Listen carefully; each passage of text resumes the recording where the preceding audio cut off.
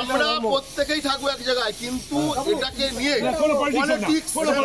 হালিশহর পৌরসভার ৯ নম্বর ওয়ার্ডের বুদ্ধিপাড়া গঙ্গা ঘাটের ধারে একটি শিব মন্দিরে ভাঙচুরের ঘটনায় চাঞ্চল্য এলাকায়। মন্দিরের ভিতরে শিবলিঙ্গ, শিব ঠাকুরের ছবি ভাঙচুর করা হয়েছে। কে বা কারা ভাঙচুর করেছে তা এখনো জানা যায়নি। এই ঘটনায় এলাকায় উত্তেজনা ছড়িয়ে পড়েছে। এরপরই বিজেপির তরফ থেকে রাস্তা অবরোধ করা হলে ঘটনাস্থলে পৌঁছয় হালিশহর থানার পুলিশ, হালিশহর পৌরসভার চেয়ারম্যান। তিনি মন্দির নির্মাণ দোষীদের গ্রেপ্তার দাবি আশ্বাস দিলে পরিস্থিতি স্বাভাবিক হয়।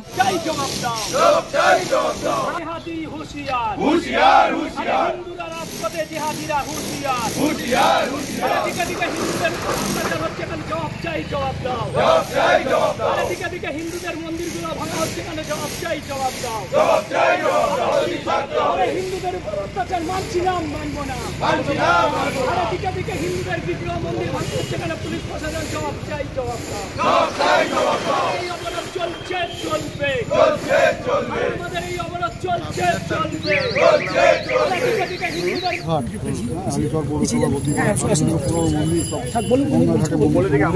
দেখুন, এটা দীর্ঘদিন ধরে মন্দিরটা রয়েছে, রক্ষণাবেক্ষণ কখনো কখনো হয়তো মিউনিসিপ্যালিটির লোক করে, লোকাল লোকই করে। যে জায়গায় দাঁড়িয়ে কালকে রাতের একটা ঘটনা ঘটেছে, আমরা সকালে খবর পেয়েছি, আমি কিছুক্ষণ আগে খবর পাই।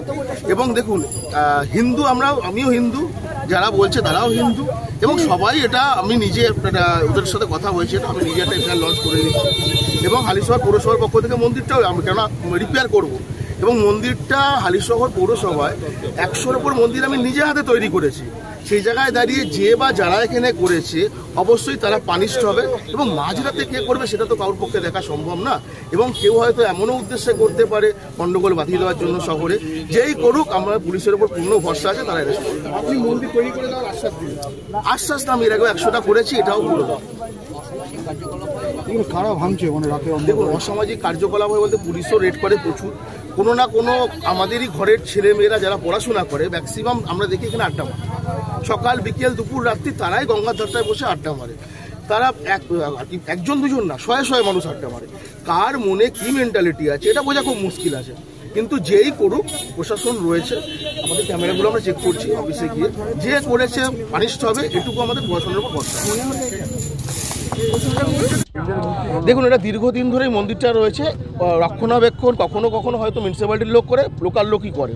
সেই জায়গায় দাঁড়িয়ে কালকে রাতের একটা ঘটনা ঘটেছে, আমরা সকালে খবর পেয়েছি, আমি কিছুক্ষণ আগে খবর পাই। এবং দেখুন, হিন্দু আমিও হিন্দু, যারা বলছে তারাও হিন্দু, এবং সবাই এটা আমি নিজে ওদের সাথে কথা হয়েছে, আমি নিজে একটা এফআইআর লঞ্চ করে দিচ্ছি।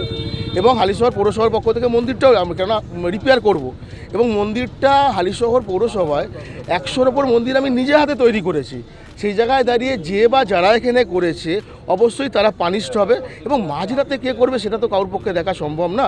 এবং কেউ হয়তো এমনও উদ্দেশ্যে করতে পারে গন্ডগোল বাঁধিয়ে দেওয়ার জন্য শহরে। যেই করুক, আমরা পুলিশের উপর পূর্ণ ভরসা আছে, তারা অ্যারেস্ট করবে। আপনি মন্দির তৈরি করে দেওয়ার আশ্বাস দিলেন? আশ্বাস না, আমি এর আগেও 100টা করেছি, এটাও করে দেবো। কারা ভাঙছে মানে রাতে? দেখুন, অসামাজিক কার্যকলাপ হয় বলতে পুলিশও রেড করে প্রচুর।